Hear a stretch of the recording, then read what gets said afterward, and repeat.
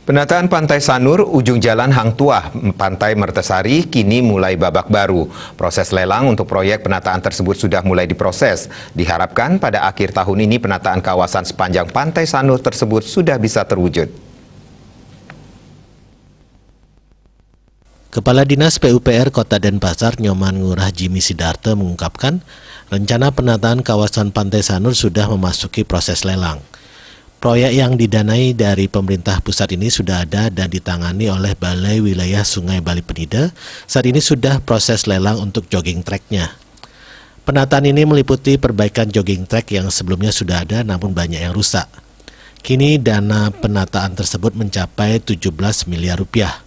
Selain itu, dalam penataan kawasan Sanur ini juga menggunakan dana APBD Kota Denpasar. Namun pendanaan dari APBD Denpasar akan dikerjakan pada 2022 mendatang. Penataan kawasan Pantai Sanur ini digarap lintas instansi.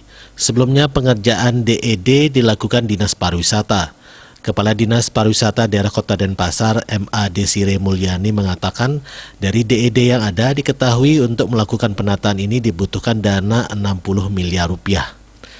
Dananya memang cukup besar dan dalam kondisi saat ini pihaknya tidak memiliki dana sehingga memohon ke pusat. Desire mengatakan untuk penataan awal akan dimulai dari Sanur Kaje dikarenakan saat ini di kawasan ini sudah dilakukan pembangunan pelabuhan Sanur.